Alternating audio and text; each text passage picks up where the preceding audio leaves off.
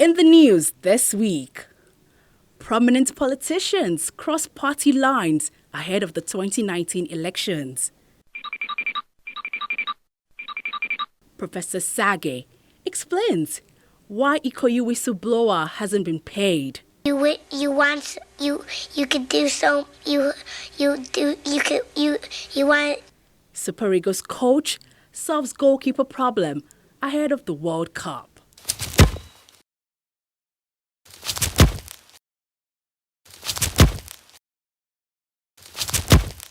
And now, it's the other news.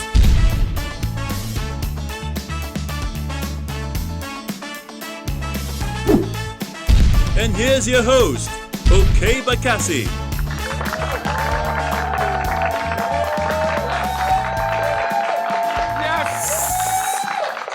Yes, we are happy to be back.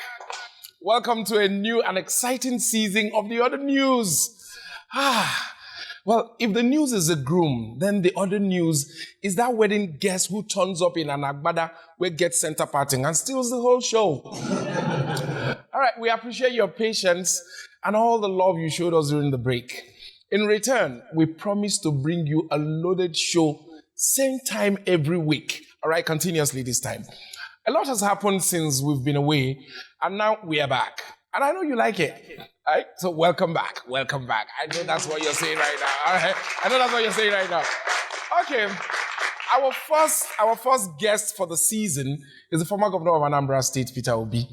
Yeah, he deserves it. And I'll be talking to him shortly. Our special correspondent, Dan D Humorous, also has something for us a little later. But first is the other news headlines. Our former Minister of Works, Adeseye Ogunlewe, has given some much-needed advice to the poor people of Nigeria. A poor man cannot win an election in Nigeria. How will you campaign? If you are poor, stay in your house. Yes, it's simple. Or to quote a popular Nigerian philosopher, if you don't get money, hide your face. All right. Imo State Governor Rochas Okorocha has appointed a commissioner for happiness and purpose fulfillment. Yeah, happiness and purpose fulfillment. Why? No wonder. I think it's time for a ministry for mental assessment. Former President Goodluck Jonathan says that the People's Democratic Party, PDP, will be solid after its convention. That's good news, because right now, the party be like Akamu right now. Well, Ekiti State Governor has promised to make dresses for 10,000 children, because there's nothing that makes a child feel more special at Christmas than being dressed in the same clothes as 9,999 other children. The Santa Claus of Ekiti. You try. You try. All right. Former Vice President Atiku Abubakar hit Nigerians with an announcement last week. He wrote a letter detailing his reasons for leaving the APC. No, not that one. That letter was written by a Kaduna teacher. Yeah, well, Atiku's actual letter was a list of grievances, and his resignation came as a very little surprise. I mean, a few months now, we've all known, he's been making all the usual noises that he makes each time he's preparing to undefect or redefect, to a new party. So for a few days, following his resignation, Atiku pretended to be a man without a party, a rebel without a platform, even though the handwriting was clear on the wall. Yeah, everyone knows that a Nigerian politician without a party is like a Nigerian politician without an EFCC file. And it's almost impossible. Okay? So, with Atiku out of the political, frying pan called the APC, it was only a matter of time before he would leap into the flickering, warm, and welcoming fire that is the PDP. So, over the weekend, Atiku went live on Facebook. And by the way, the Facebook is a good place to meet all the youths when no one face their book. So Atiku went live on Facebook and delivered the surprise that everybody had been expecting. I am returning home to the PDP as the issues that led me to leave it have now been resolved. And it is clear that the APC has let the Nigerian people, and especially our young people, down. Yes, it was clear that he had kept his old PDP umbrella in a safe place when he took up the broom of the APC. You know, just in case. Okay? Well, in fact, Atiku is such a shrewd guy that he probably still has all the symbols of the political parties he has joined, defected from, and rejoined over the years. I mean, he has his APC broom, his PDP umbrella, and even his SDP horse from the 90s. Chai, that horse don't try, Sha. All right. The more I listen to Atiku, I'm very abreast with the harsh EndSARS tag issue. the more he was beginning to sound like his old friend from neighboring South Africa. 769,820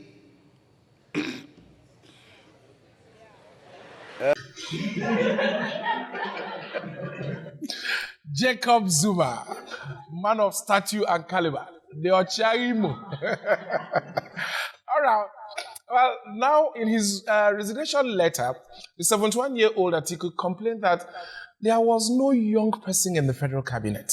He also said that the APC had failed the youth and that young people are the future. So when he formally declared his return to the PDP a few days later, Atiku stayed with the youth theme. Conversations with young people, especially our young people. What young people want when you are not a youth. Yeah, in fact, the entire speech was targeted at the young people. Atiku's media advisors must have searched through millions of pictures of Atiku Abubakar's hundreds of children and then strategically placed this. And too often today, for themselves as well. Creating jobs. So, why is Atiku Abubakar going out of his way to appeal to and engage with young people? Could it be that he realizes something that the youth themselves do not? The youth of Nigeria can collectively become formidable political kingmakers who can hire and fire these politicians. If powerful men like Atiku are awake to your political power and potential, then why are you sleeping? They ask me, are you still there? No, na handy day, don't dull.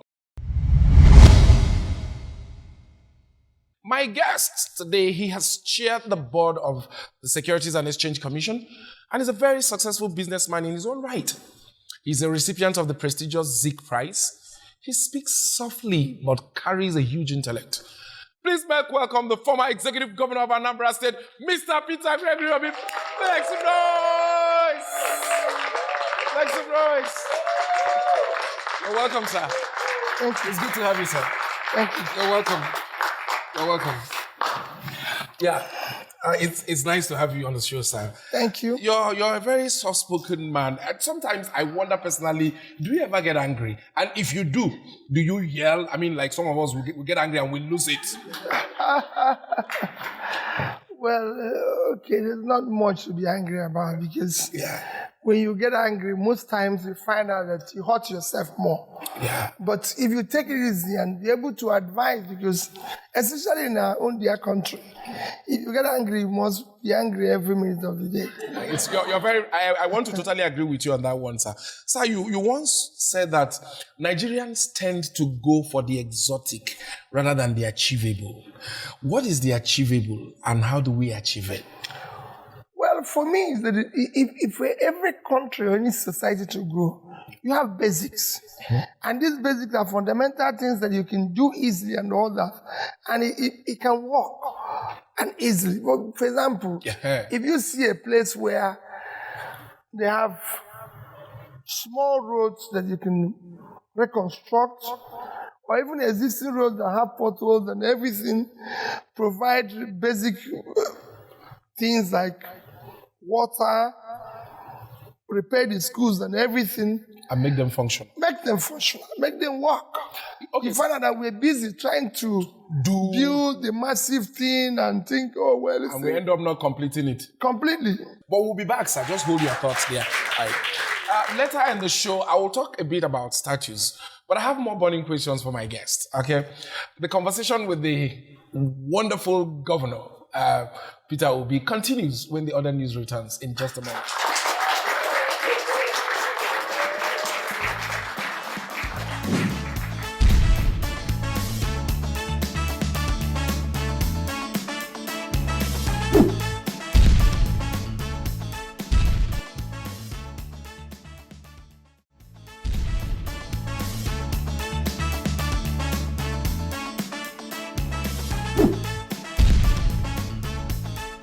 Welcome back. It's still the other news, and my guest is Governor Peter Obi, former governor of Anambra State, just in case you're joining us. Okay. Sir, we'll continue with our discussion. Our youths have lost complete faith in this country to the point where they are ready to die in the deserts of Libya and be sold out as slaves rather than stay in this country. Brother, it's a very sad story. It is. What government does to people is to give them hope. The leadership and government of Nigeria, They've just taken hope and kept it for themselves. There's a sense of hopelessness. Yeah. So when people don't have hope, they have no alternative than to go to wherever. That's why we go more to church than to work. Praying that God intervenes. And I guess it's not how to build an economy. No. It's a problem. Sometimes I can't help but, much as we point fingers at the federal level, I think the state governments and the local governments have a bigger share of responsibility, which is why we are now talking about local government autonomy. Are you for local government autonomy? Not just talking about the autonomy or no autonomy. Don't say the states and local government share more responsibility. I disagree. No, I said they should take if the as federal much of government, the responsibility as the that's federal why people are talking about it. Because they have allocation. If the central government, who signed, like I said, you must who signed like this MDG policy, who is signatory to the Sustainable Development Policy, have mainstreamed it into our developmental agenda, it will cascade down to the states, to the local government. So everybody knows it's like a team. When you have a team playing in a field, everybody knows it's wink. And you hardly make a mistake because you could be removed for not doing the right thing. But when you have everybody playing to any side, it's like somebody who is traveling without a destination. So every road will lead you there because there's no destination. Thank you. You've spoken well, sir. You're a very good man, but I must drop this one before you leave. They say it, and I'm sure most people are afraid to say it to your face, but I'll ask. That's what I do. Why do some people say you're stingy? Well, it all depends on what you're stingy about. Right? Yeah. No. It's not a question of perception. No. It's not an issue of perception. It's an issue of that you're managing public money. Okay. They're talking about public money. Public money must be used for public good. It's not Peter Obi's personal money. It is money meant to rebuild the schools. It's money meant to construct roads. It is money meant to provide health facilities and everything. And it's money meant to support the small businesses, like I said. And the more you can provide all this infrastructure, the better the society. The more you can invest in education. So if I don't ask you for public money, if I ask you for Peter Obi's money, that won't be a problem. Even Peter Obi's money, I use it for good purpose. That's why today I visit school. It is not for individuals. I put it in education. Every month I visit at least 3 to 4 schools all over Nigeria, supporting them to rebuild their infrastructure, to ensure that they have chairs for the kids to go to school. That's what money is meant for. Thank you so very much. Thank you so very much, sir. Yes, ladies and gentlemen, that is the man that is known as the Rock, Okute. Thank you very much. It's an honor having you in the studio. We've been looking forward to having him for like forever, and we are glad we had a very interesting moment with him today. A few days ago, Nigerians got fed up with and began a protest against the Special Anti-Robbery Squad of the police, also known as SARS. Now, if you know the SARS, then you will understand why this protest is being conducted on Twitter and social media rather than on the streets.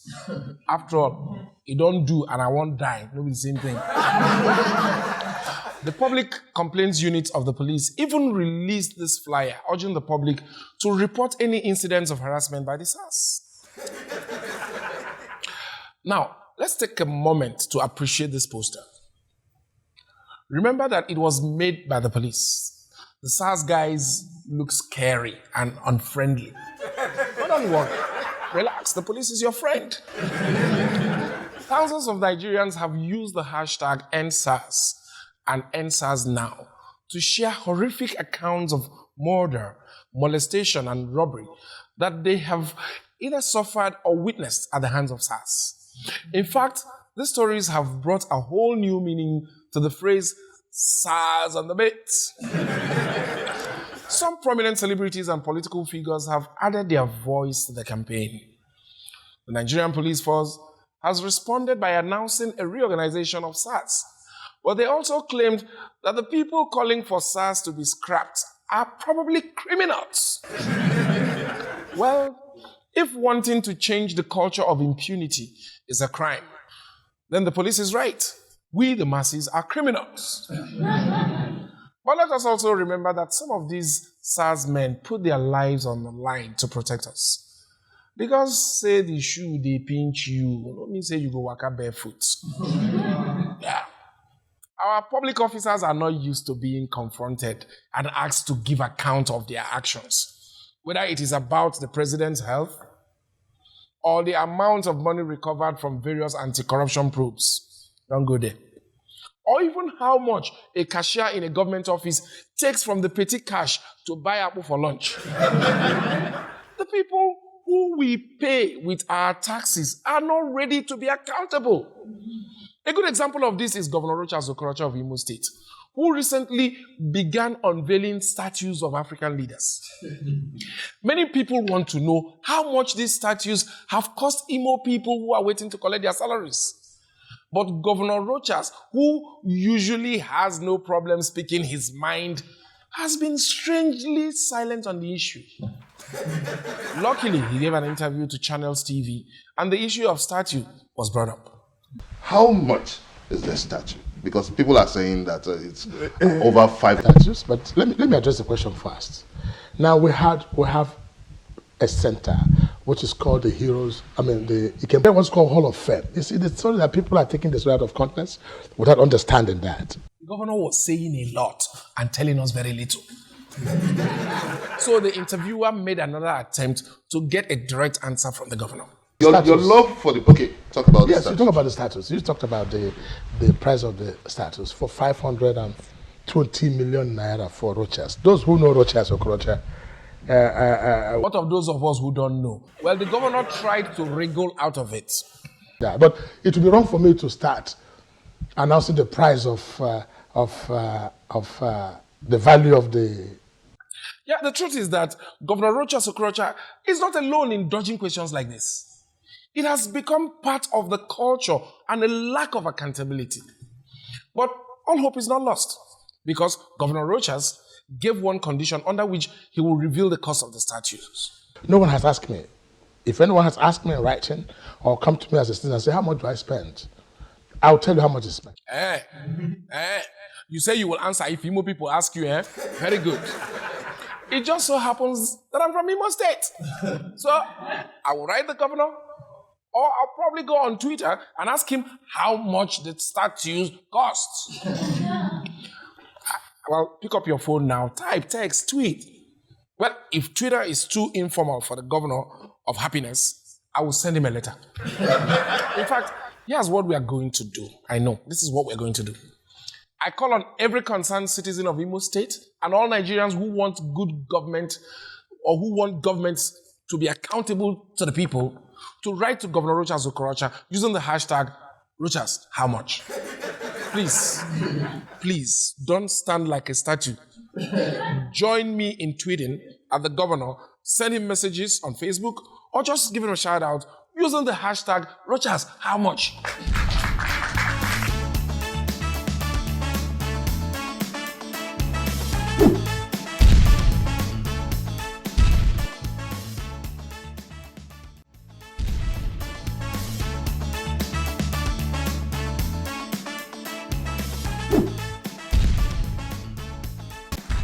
Ladies and gentlemen, you are watching the other news. It's exciting in here. Our special correspondent, Daniel D Humorous, has spent the last few weeks traveling the country and observing a certain kind of body language. He is back now to share his findings with us. Take it away, Dan. At every point in time in the Nigerian social scene, there is always one dance or the other. Presently, everybody is dancing. The Nigerian socio-political spectrum is also not left behind, as they have been launching their own dances. Beginning with the Nigerian Army that launched the Operation Python dance, aka Okey. Alas, they surprised me because they meant business. In fact, the business was a hit back-to-back. They had to launch a part 2. And you know, once part 2 is involved in any matter, Nollywood is involved. Shortly after Operation Python Dance or Okey, our dear brother and man here, Namo, launched his own Operation Willy Willy Dance. And so he just left like that. And still with the army, while they were trying to do some good, rumors started flying up and down that the army was going to be injecting children with the monkeypox virus. This got our mothers panicking and anxious, and they had to do the needful, thereby launching the Operation Monkey Dance. Oh, desperate times indeed call for desperate measures. So next time when you see our Oga them doing this, just know say condition I make crayfish bend. And still with the dances, not fully satisfied with the way things were happening in the NNPC, the chairman of the board and Minister of State for Petroleum Resources, Dr. Atiku, launched his own Operation Leopard Dance. Oh, yeah. And right after the Operation Leopard Dance, there was magic because his memos got the attention of the president and he was summoned straight to Aso Rock to state his case. And seeing the effectiveness of his Leopard Dance, Dr. Ibe's counterpart in the sports ministry, Barrister Solomon Dalong, also had to launch his own Operation Leopard Dance. And of course, the Operation Leopard Dance worked its own magic as the Super Eagles qualified for the 2018 World Cup in Russia, beating all the teams they had to beat, or at least most of them, drawing some and all of that, but most importantly, beating other football associations in Nigeria. And Argentina is one of the highly ranked football association in Nigeria. Oh, yes. And recently in the city of Port Harcourt, the Tupac and Biggie of Rivers politics, Governor Nyesom Wike, a.k.a. Daddy Weeks, and Minister Rotimi Amechi, a.k.a. Ninja Lion, had a clash of their convoys somewhere in the city. And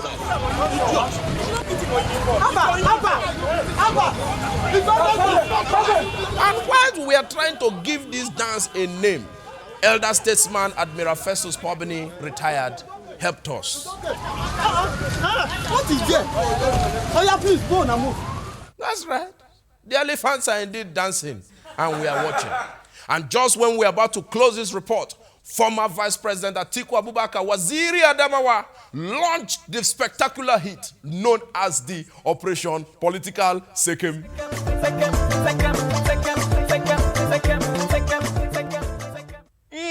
That's right. He moved from his home to the other home as he has been moving before. We are still watching. So, as 2019 draws near, believe me, there is going to be lots and lots of political shocky, lots and lots of political dabbing, lots of political gyration. Nigerians, open your eye and be watchful so that you don't get deceived by some political twerking. All right, Dan. Yeah, well, while you do your own dance, I guess I'll need to round up and go do mine. That's our show, ladies and gentlemen. You have been awesome. Remember that where a man stands in his youth determines where he will sit in his old age. The other news returns same time next week. My name is Okey, and I'd love to see you again. Stay blessed.